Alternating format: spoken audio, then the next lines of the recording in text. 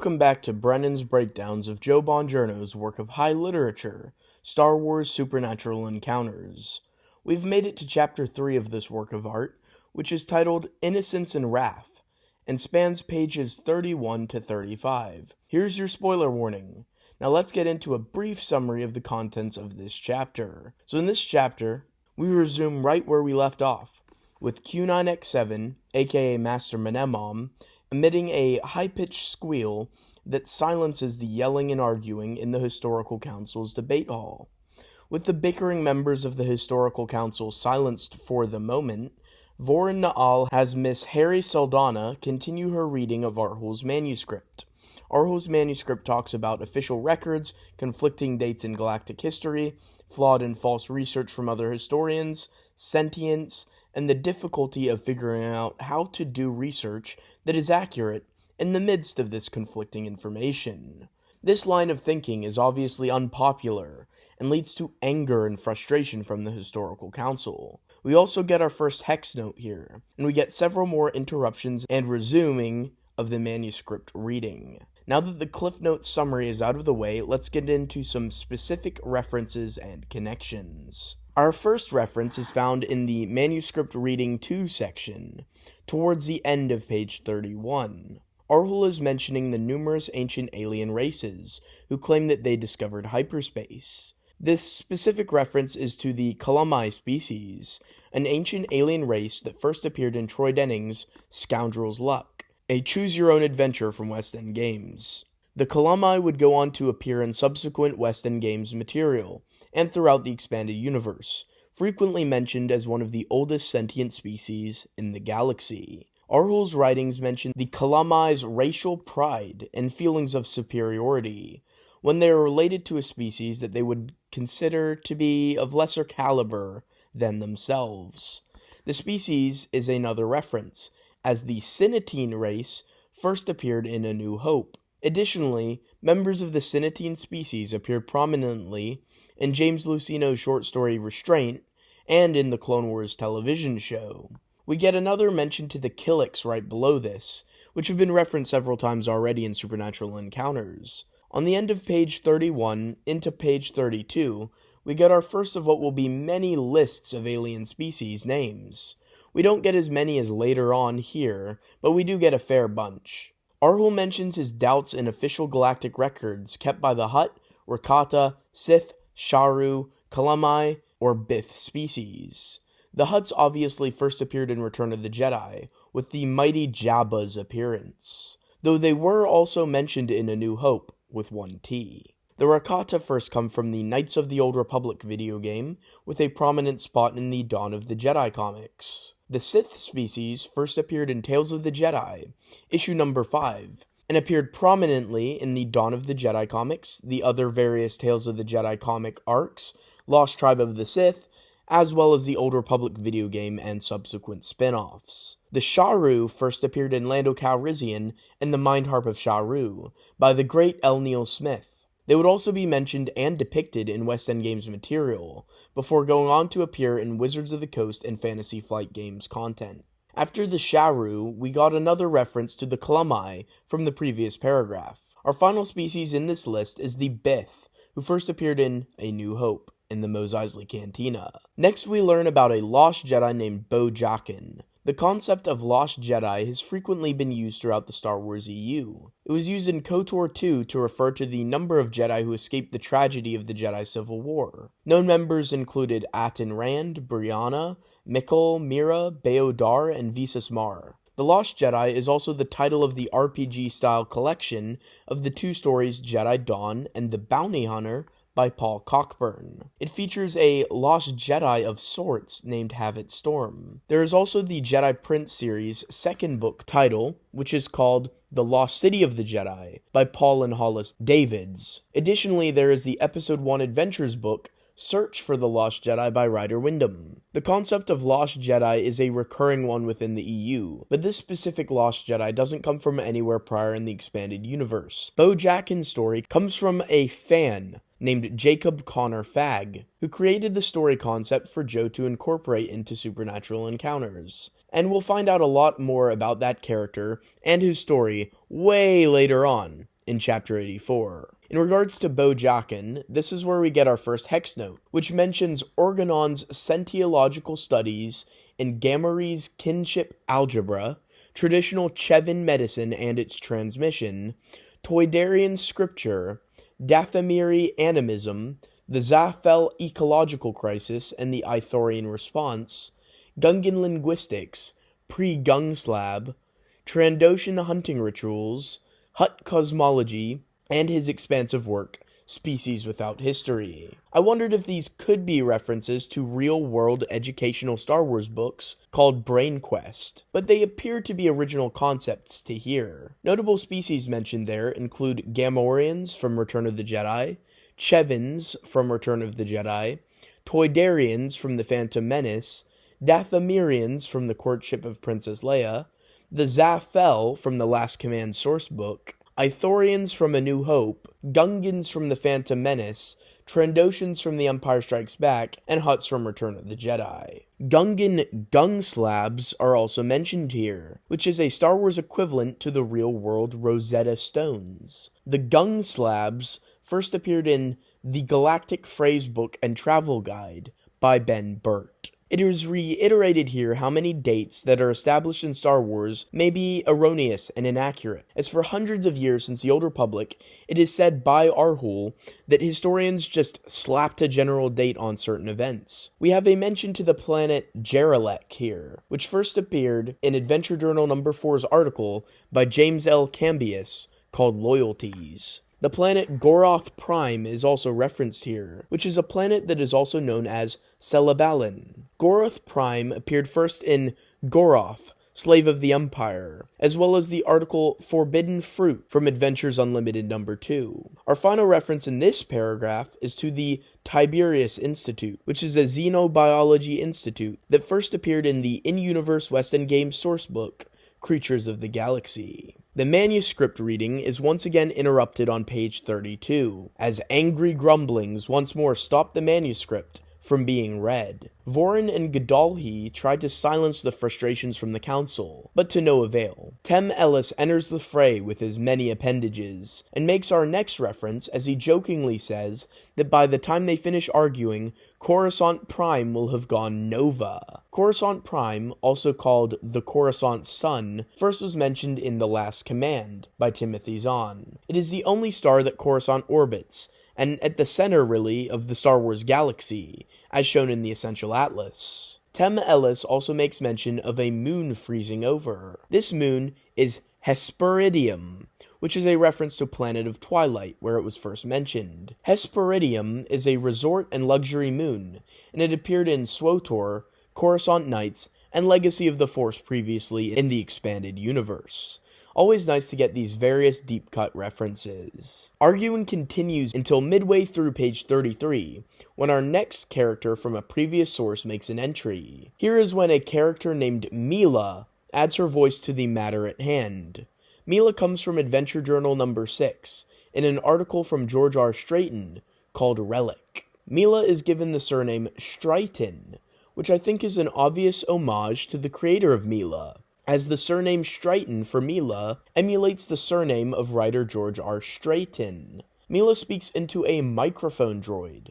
Microphone droids first appeared in Star Wars issue number 48 on the planet Argo, a very cool blink and you'll miss it reference. Mila mentions her father, Orin, who she mentions has passed on. Orin also first appeared in the article Relic. He is said to have died here on Delori Prime, a planet that also comes from Relic and was referenced in the Complete Star Wars Encyclopedia. Orin's passing is new information from Supernatural Encounters.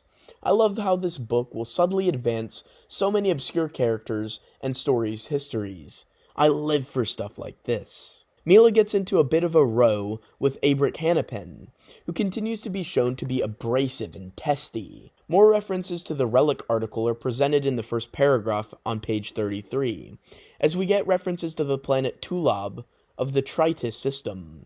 Tulab and Tritus originated in Relic, but would go on to appear in the Complete Star Wars Encyclopedia and the Essential Atlas, before popping up here in Chapter 3 of Supernatural Encounters.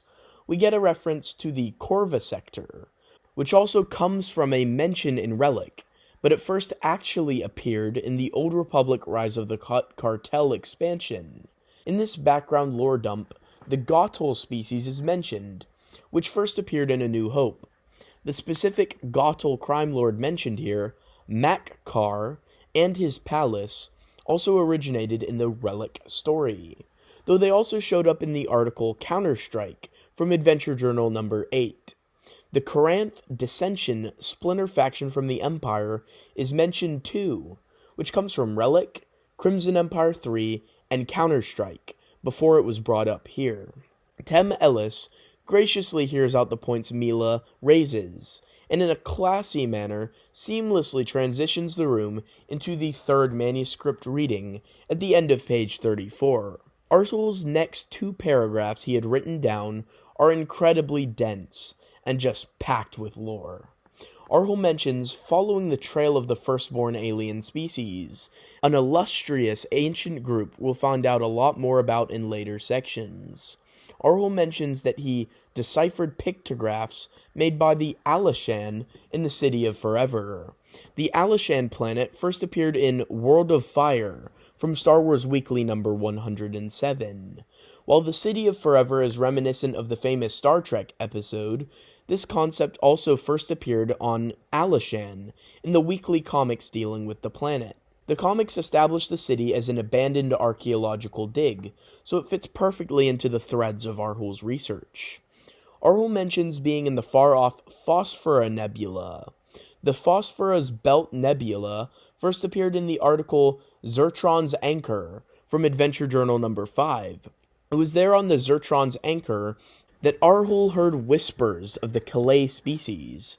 Both the Anchor and Calais people also trace their EU origin back to Adventure number 5's article. Artul mentions that he climbed the stairs of the Temple of Elders. The Temple of the Elders, also called the Temple of the Ancients, is located on the planet Leon, and is an ancient Rakatan temple that first appeared in the Knights of the Old Republic video game. He also visited the hexagonal chamber at the Pelgrin Oracle. The Oracle, located on the planet Pelgrin, first appeared in the Power of the Jedi sourcebook. Artul also plumbed a codex of the precursors. The precursors are sometimes what the Sith species are referred to, and in the SWTOR video game, we are told that several Sith had codexes, so perhaps that is the reference here, or maybe it is to the Cathal species, who are also called the precursors. Artul also states in his writing here that he witnessed the Empyrean War's achromatic fugue. Fugue is a form of music, and another fugue previously appeared in the EU in Planet of Twilight. The Empyrean Wars is a very broad topic, which will be a thoroughly explored era in this book, which I can't wait to get to. Artul mentions being at a Threllan church. I could not find any mention of Threllans prior in the Star Wars universe. I found some information online on DeviantArt about a sci-fi concept called Threllan Lions. Threllan Lions are also known as the Winged Warriors of Thalos, and they aren't really lions at all. They are humanoid beings that bear a resemblance to the Lions of Earth. And just as the Lions of Earth are one of the fiercest beings one can encounter, so too are the Threllan lions fierce. There's a complex backstory to these sci-fi spacefaring semi-mythological concepts. Perhaps Joe Bongiorno interpreted these Threllan lions as being a concept within Star Wars. They certainly seem to be an ethereal concept that could potentially be worshipped by numerous species. And the artwork is reminiscent to me of Catholic paintings from our world. The Threllan church that Artul visited is said to have been located on Mimban, a planet that first appeared in Splinter of the Mind's Eye, and went on to appear pretty prominently throughout the expanded universe. Once I realized that the Threllan church was found on the planet Mimban, I realized that a connection had been made. The Threllan Church on Mimban. This query brought up an article on the website Star Wars RP Chaos, an article by an author named Ren Sogan. Ren Sogan on December 6, 2023, published an archaeological Star Wars adventure featuring a Jedi and a swamp titled A First Impression. It is set on the planet Mimban, and features a group of anthropologists who discover an ancient Threllan manuscript, which discusses ritual practices, ceremonies involving gemstones, and interactions with cosmic powers. So here we have the Threllan being mentioned on Mimban in this RPG article. So we already have a connection between Threllan and Mimban in a fan RPG article. I still think it's likely that the Threllans in both this RPG article from December 6th of 2023 and the Threllans in Supernatural Encounters could trace their origins back to Threllan lions. In the Threllan lions article, the Threllan lions were depicted as having fought in ancient battles, which Supernatural Encounters will deal with a lot of ancient battles. The Threllan lions competed in these ancient cosmic wars and have ethereal powers, which the article about Mimban and Threllans also mentions that there's this ethereal quality to the Threllans. So the Threllan Church on Mimban is likely a reference to perhaps both the Threllan lions and this RPG article of First Impression. Arhul then mentions Pomogema, which also comes first from Splinter of the Mind's Eye. Pomogema, who goes by several names, will serve basically as the primary antagonist of sorts in this book. And next, Arhul mentions an entity known as Oradrill. Oradrill is tied very deeply indeed to Waru from the Crystal Stars, very closely indeed, as we will learn later on in this book. Hanapen, proving to be ever irritable, interrupts the reading of Arhul's manuscript once more, basically calling the writing fictional.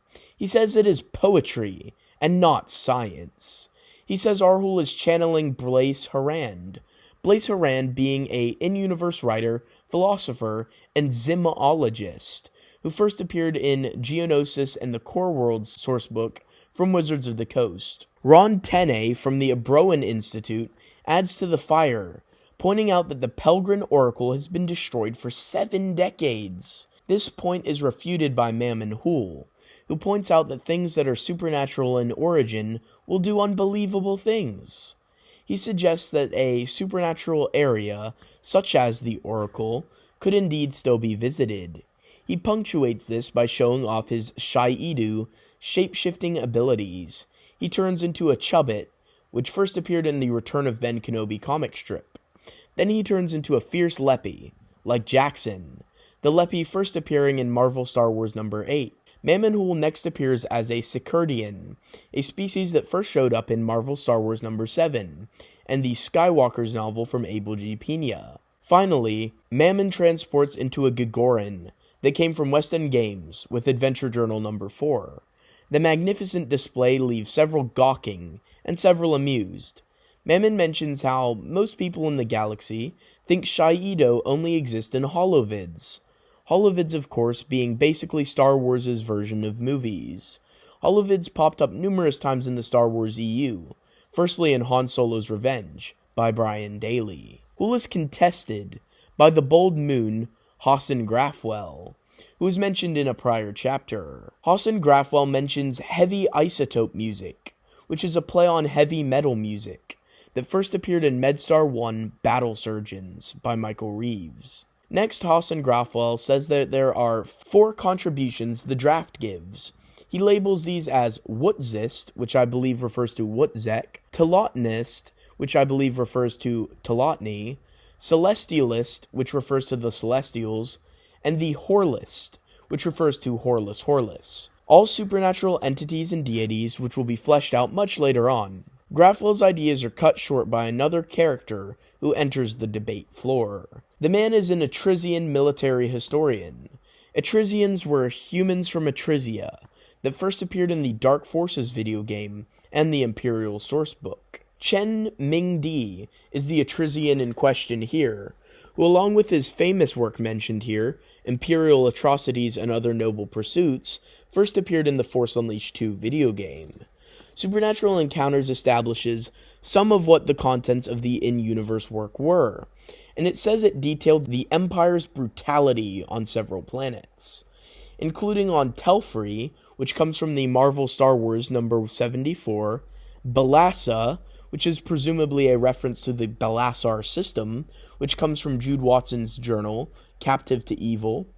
Dowron 5, which comes from Galaxy Guide number 1, A New Hope, and Voyage's science fiction magazine number 13's article called Twinkle Twinkle Little Star, How I Wonder Where We Are. Radar from The Force Unleashed 2. Galandrine B from KW Jetters, Bounty Hunter Wars Trilogy Book 2, Slave Ship. Ferrix from Andor, and Lothal from Rebels. It should be noted that all planets referenced here as places where the Empire was brutal were also depicted as ground zeros for horrible Imperial occupations previously in the Star Wars EU. The continuity is just lining up so well. Grafwell mentions that Arhul has passed, so unfortunately can't answer the many questions that the Council would have to ask him. Ellis shuts him up with a simple look, before Grafwell could say anything even more disrespectful. And then the room quiets down, leading to what will be the 4th manuscript reading in Chapter 4. But that is where our breakdown for Chapter 3 ends. Make sure to tune into the next episode, as I will be diving into Chapter 4, Fugitives in Space. I hope you'll join me next time as we break down Chapter 4.